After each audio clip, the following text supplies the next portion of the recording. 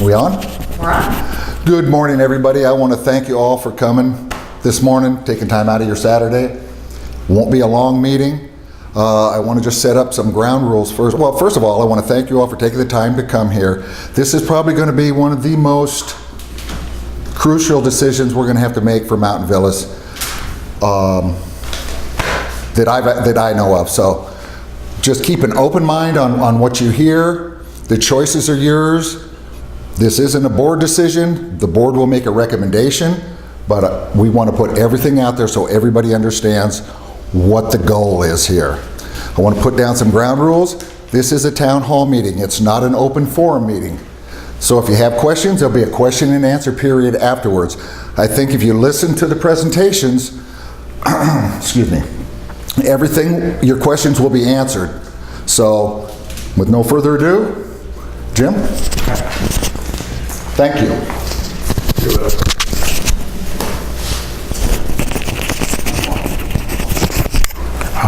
Good morning, all.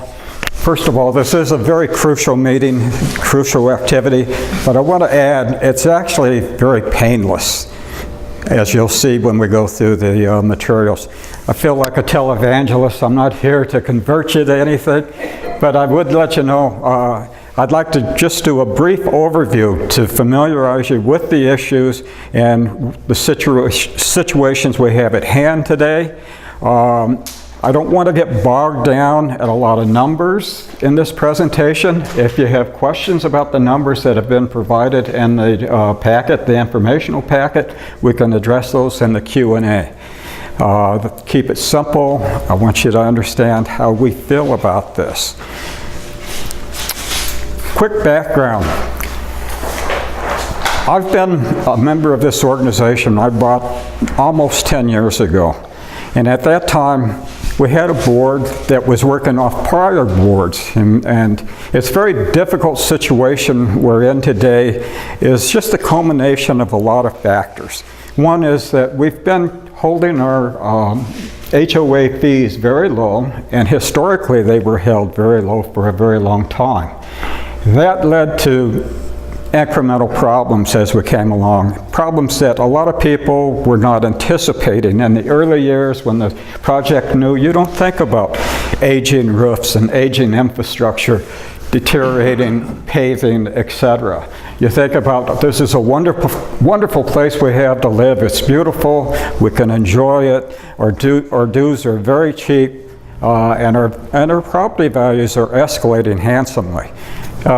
Things started to change as the development aged.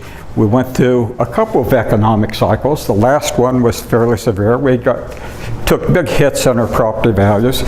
But one of the things I'd like to emphasize today is the two items, roofing and paving, are critically important to your property values, our property values.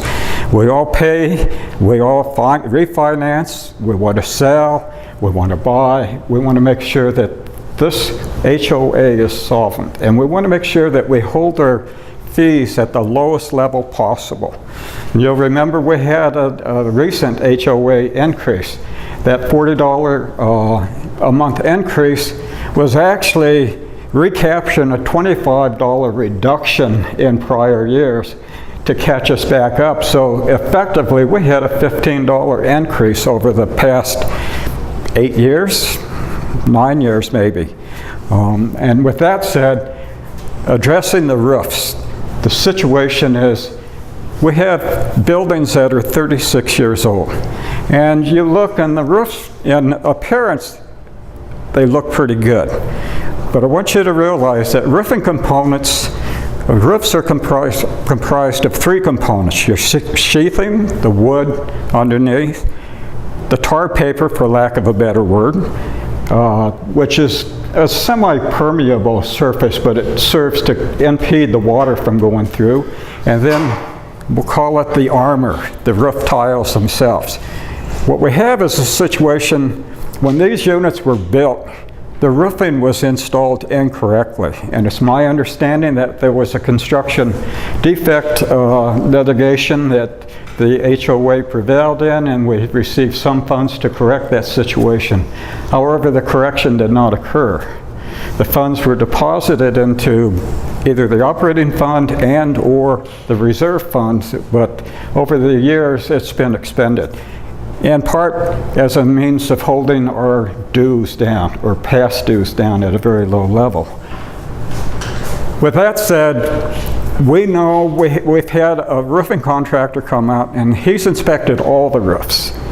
And he's determined that, yes, replacement is necessary primarily for that middle section, which is deteriorated to a point where it just is not resisting the water that comes through the tiles. The tiles that are broken and or have been installed incorrectly have been shifting, so it allows water to go through.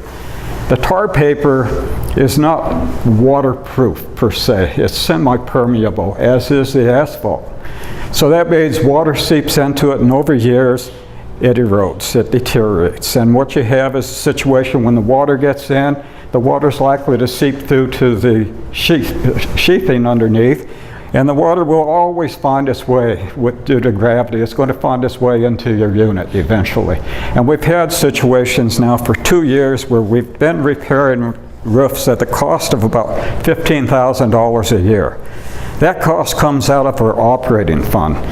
And a quick aside for those who are not familiar with the funding differences in the HOA, the law provides that we have two funding sources that we need to deposit our money into. The first is the operating fund to cover the day-to-day monthly maintenance, landscaping, pool maintenance, etc. The second is the reserve fund. The reserve fund is a saving account. It's a forced saving account, I would add. The saving account, I say forced because, one, the law requires that you fund it. The other part is the law puts very restrictive uses for which those funds can be applied. They can only be applied for major replacement and of major components such as roofing, asphalt, painting, building painting, and others. So those funds get dispersed through a host of common area major replacement activities, and they can only be expended accordingly. So what we have is a situation where we have inadequate funds to fund the activities that we need in terms of the re-roofing to correct the tar paper situation, the broken tiles. And at this point, our experience with the roofing is we're not tearing the roofs off and throwing all the tile away. We're saving as much of the tile that is viable and replacing that which needs to be done. The experience today with the tile replacement is about 25% of the tiles. Again, our contractor's gone through, he's provided us with a very precise evaluation, building by building, taking into account sections of the roof that have been replaced within the last 2-3 year period, up to 5-year period, so that he's not redoing that which has been done very recently. So we have savings in that respect. The cost we have is fairly reasonable, at least in our estimation. He's given us a very good price, and he's held to his bids very well. I mean, we've not been paying over.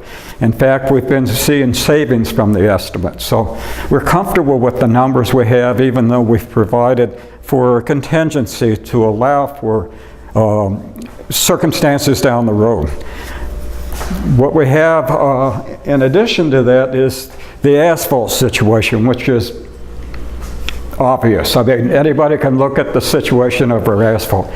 The asphalt in this project has not been replaced in the 36 years. Asphalt, if you live in any city, you see that generally there's a replacement of your asphalt probably on a 20-year schedule, something on that order. What happens, asphalt, again, is semi-permeable surface. That means water will go in. It restricts the flow, but water will go in. You see wet streets, you see that they absorb water. That water goes down. Asphalt, again, comprised of two components. You have an aggregate base and you have an asphaltic concrete 4-inch layer, essentially, which is the top layer. That's a semi-permeable layer, and that's the one we look at. Over the years, the normal best practice is that you will oil that surface occasionally to try to keep that asphaltic emulsion in that semi-permeable state. And what happens over years, it dries out. The water washes, erodes it, deteriorates it, the sun, everything beats it. What we've seen more recently as a cost-saving measure here is we've tried to address the problem on a stopgap measure with slurry coats. Slurry coats purely a beautifying effort. I mean, it had no impact on the quality of the surface. And you see that after a while, it doesn't even form a good adhesive bond with the underlaying asphaltic. It sets on top and flakes up, and that's what we see today. You look at the difference. The past board about 3 years ago did a section as a demonstration to show what the appearance and what the impact would be. It's attractive, it's going to last us another 20 years. And that 20 years can be extended if we maintain it on an annual basis or a semi-annual basis with just oil in the surface, not the slurry coat, but just an oil to keep that emulsification in place. Both of these components are major contributors to your property value, my property value. And who cares, property value? You care? Well, I do. If you want to refinance the value, your asset value, it's important to me. I want my asset value high. I don't know if I have to refinance it. Should I have to for some reason? I want the property value to be high. I'm sure you do as well.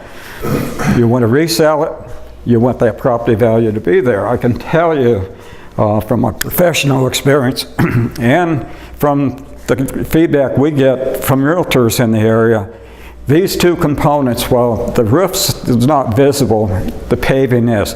These components become apparent when a buyer, prospective buyer, looks at a property. Says, what's happening here? Why isn't this taken care of? This is what's referred to as deferred maintenance in the industry. And we have substantial deferred maintenance in our asphalt and in our roofing situation. So with that in mind, the board took it upon ourselves to say, okay, we need to approach our homeowners because we're all in this together, and we need to identify the most viable solution for correcting these situations and enhancing our property value. And in doing that, our primary focus was how do we get the most bang for our buck without impacting our dues and our property values. And with that, we came to, at least in our mind, what we think is a reasonable solution. And that reasonable solution is actually to finance the improvement. And we can do that without adding any cost and without impacting your property values and without any lien. And this type of loan is much like a government loan. It's a revenue-based loan. They look at our ability to pay, and it's based on that revenue stream that the banks will make loans, and at this point it's a very favorable rate. And what we were evaluating was essentially a 5-year loan period at an interest rate just slightly above 3%, which is phenomenal for a 5-year period. That we evaluated against what do we have in pocket? Excuse me, what do we have in pocket and what can we do? And evaluating that, it looked like even with the $40 a month increase, which was designated specifically for roofing and for asphalt, together with the pre-existing distribution to a reserve fund, that we would take at least 3.5 years before we would have sufficient funds in the asphalt fund to do the work. It would be 5.5 years before we could complete all of these roofs on the schedule we have today. As you'll recall that 2 years ago we entered into a lottery process, where we would fund on a lottery basis a building pod as the funds were available. Well, that, if you run the cash flow out, meant that we would be 5.5 years out before the last building got done. And for the same cost, and actually at a cost savings, we can take a loan out, use the same money that we would use over that 5-year period to fund that 5-year loan. But we would get the work done tomorrow. And that's where we're coming down, at least in terms of our recommendation. So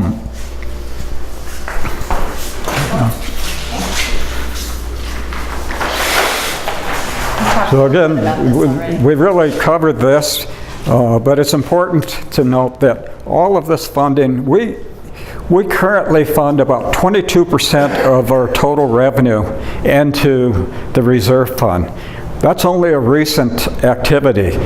Prior to that, that reserve fund was being funded at less than 10%. And the increase reflects that additional $40 a month that's going into the fund pursuant to our last HOA fee increase. So it's an aggressive program, but still it would take 5.5 years to complete all of the work.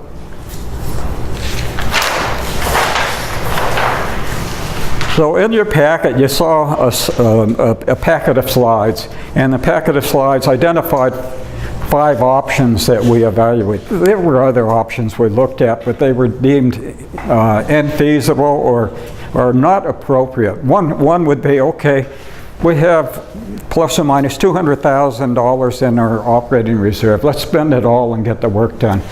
That would not be, in our estimation, a reasonable approach. We don't want to leave ourselves bare. We need to have reserve funds for other activities as well. So the reserve fund lottery system I described to you is what we're currently doing.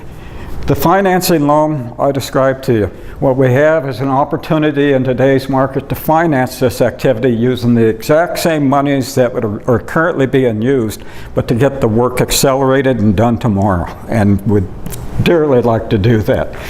The other is we have the option of a special assessment. Let me back up. The first option here is one that the board had the authority to do and did it solely at their discretion.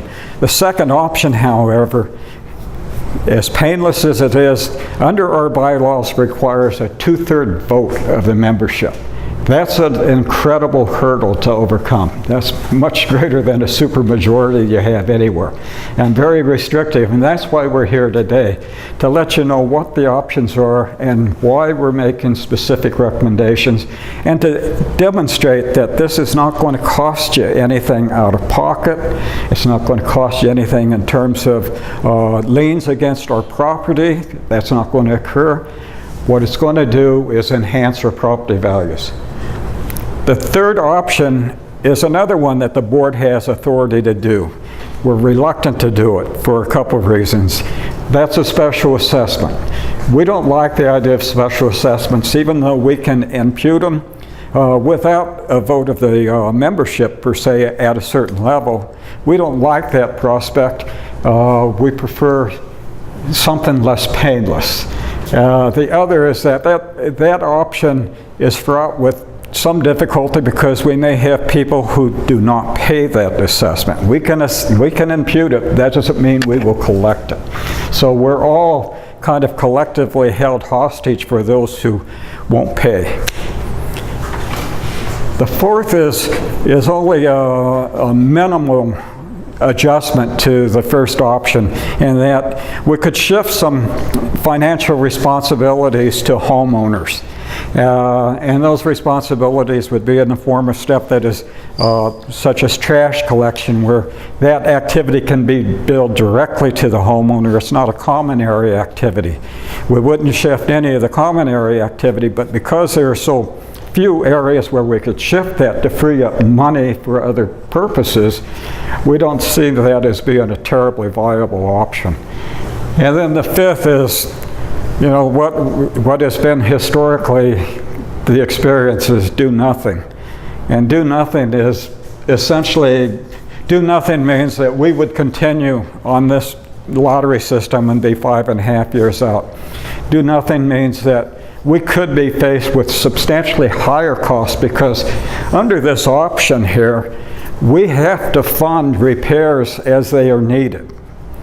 And those repairs cannot be funded from the reserve account. They have to be funded from our operating account, if you remember the distinction. And from the operating account, we use those funds for the day-to-day activities as well as for the incidental costs that creep up.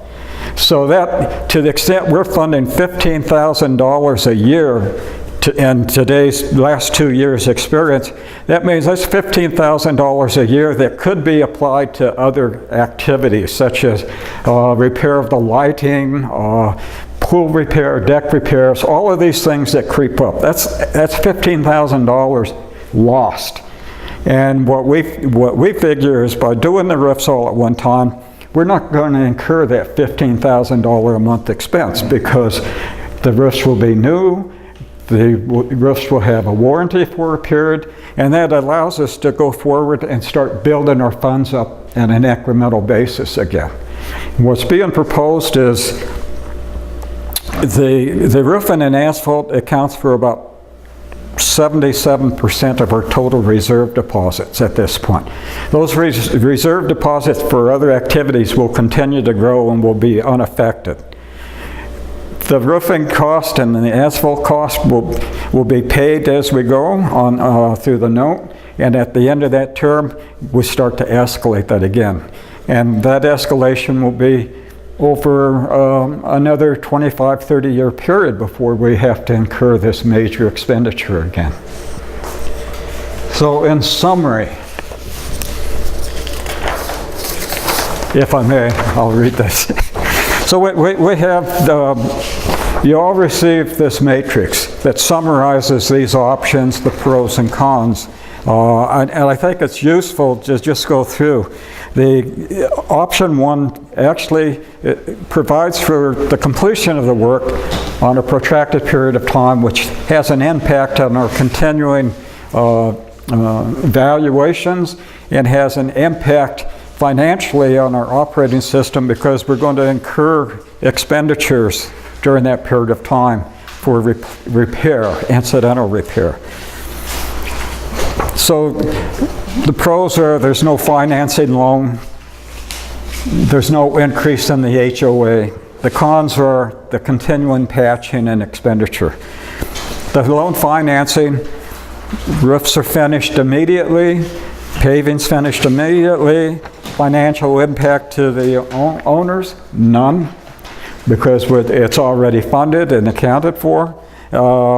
Pros are no increase in HOA fee, net savings cost of not only, this is interesting, over the 5-year period, the cost with incremental increases for inflation exceed the financing cost, including the loan fees and interest payments. That's an interesting point. And so up front, the loan will accommodate that much cheaper. The enhanced property values. Anyway, the cons are the loans. This loan repayment schedule is actually a priority on our reserve deposits. That's the only impact. It's not a priority. Well, you could say it's a priority on our revenue stream. And what happens is, and I don't know if there's any instance where HOAs have defaulted on a loan. I can't imagine a reason that you would have a default when you have an identified revenue stream. But should you default on that, the bank would not be able to lien the property, would not be able to repossess, would not be able to do any of these things, effect a trust deed sale or anything. Their only recourse is to take their loan payment from our operating revenue. That's not going to happen. I mean, the chances are so minuscule, why discuss it? The special assessment we discussed. The impact is you're going to come out of pocket some $5,800 to do the work. That's what a special assessment would require to do the activity. We don't like that. We don't want to burden ourselves. The risk is, as I identified, people don't pay. They will strive to- And you know, the problem with that is, okay, our only recourse is to put a lien against the property where we have to lien the property in order to make sure that we get paid, that we collectively get repaid from those who did not pay the special assessment. We have the ability to do that. It's not our preference. The cons, owner becomes responsible for that cash outlay and owner at risk of liens.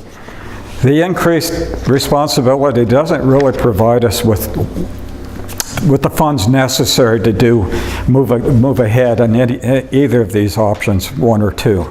So the others do nothing, and everybody can understand what the do nothing is, I think. The do nothing is to continue to live with the asphalt in the condition it is until we acquire the funds, accumulate the funds that can address that. That's 3 years down the road. It's not likely we're going to spend any money patching in the interim. So it's going to have a continuing impact on our perceived property values, our real property values, because the buyer perception is this place has got deteriorated conditions. They need to be addressed.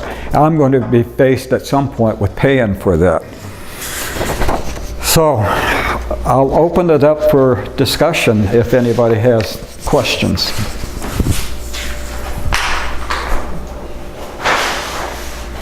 Yes? Did you take multiple bids for the work? Did you get multiple bids for the asphalt work and the roofing work? Yes, we did. Yes, we had multiple bids when the work was initiated, and we had confirmation that the individual that did the first three phases, or first 1/3, will continue and, will continue and complete the balance of the work pursuant to that bid we have in hand. Okay, so you have other ones compared to the ones that first moved up and done. You have other bids to finish that, and you were able to compare the cost of that contract? We've already done it. What we have is very detailed evaluation, roofing conditions, with an analysis as to those conditions and an analysis as to sections that have been prepared. So every building has been bid accordingly. And this roofer is highly responsive and responsible, and we're entirely comfortable in proceeding with him. And he's ready to go.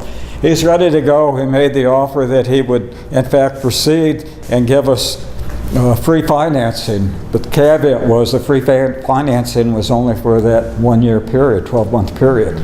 And we'd be stuck with the balloon payment at the end, which would mean a special assessment. And the security for the loan comes from the dues that are being collected? Is that the security? Future dues. The future dues, okay. No property, nothing on the property itself? No title liens. The loan is essentially a signature loan. Okay. But it is secured. It's secured by a commitment on our part to fund from the first available income and deposits to the reserve fund. I'd also like to add something to what Jim has said about asphalts and, I think it might be able to hear me from here, about asphalts and roofing and estimates, because that's a question that comes up from owners a lot. Did you get 3 estimates? Who did you get your estimates from? And that's a very valid question.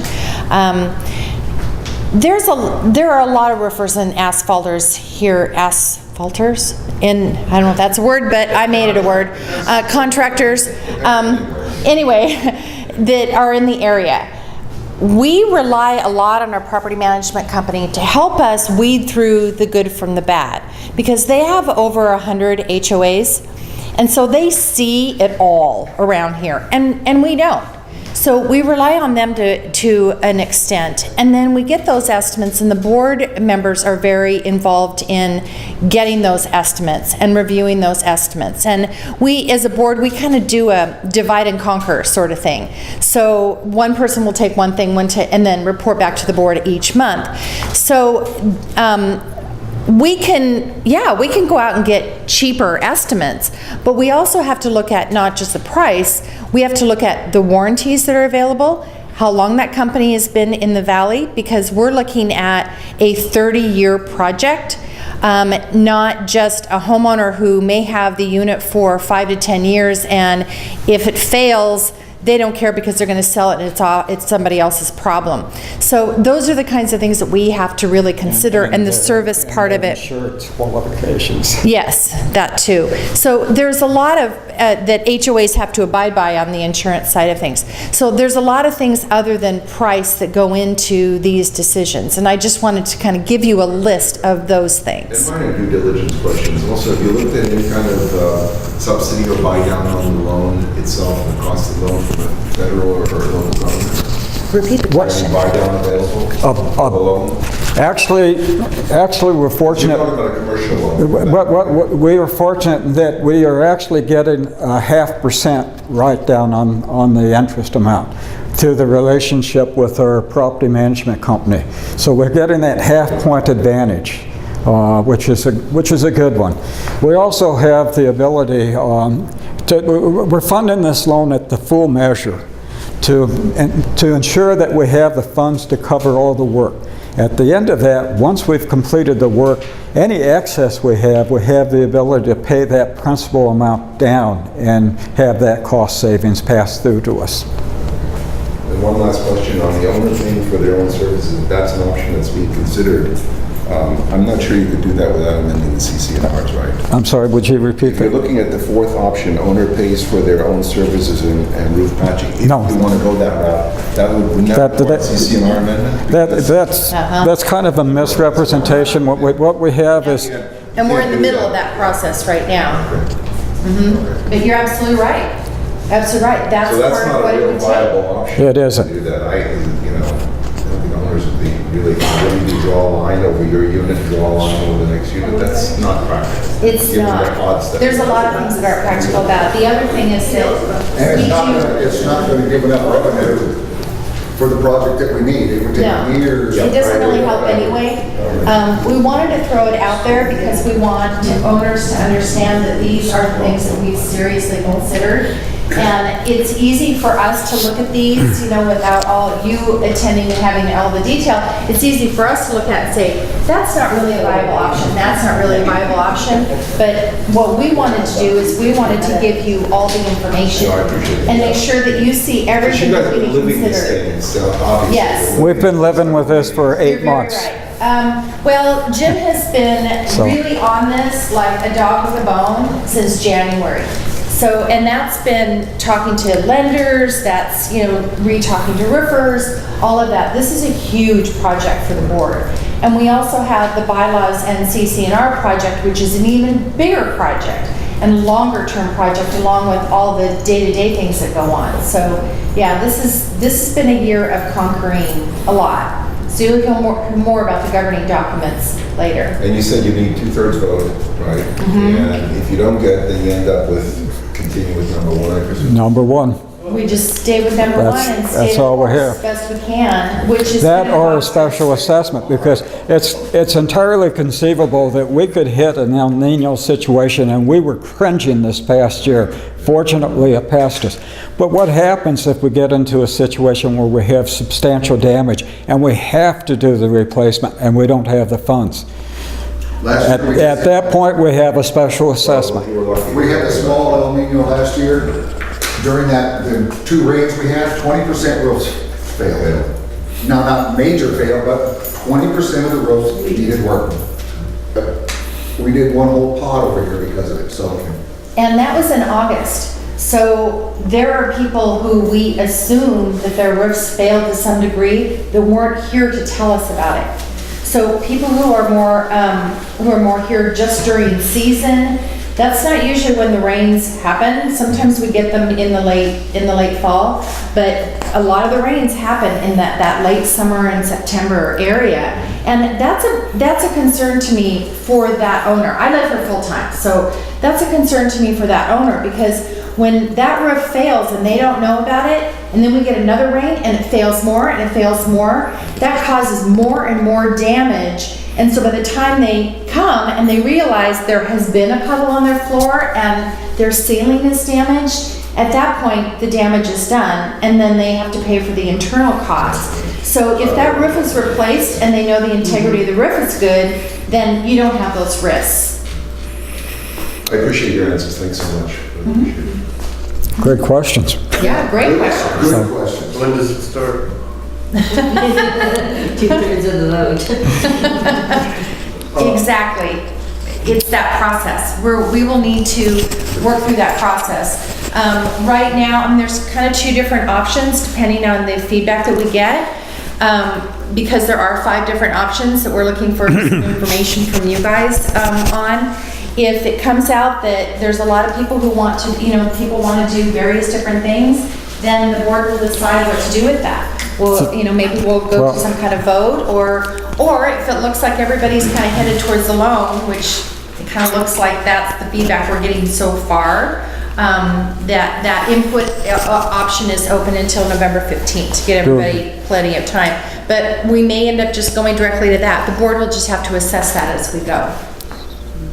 You've been a long-time resident, Rudy. Do you have any questions or comments? He's your proxy today? I have one question. Seems to me almost everybody deciding on the loan business, okay?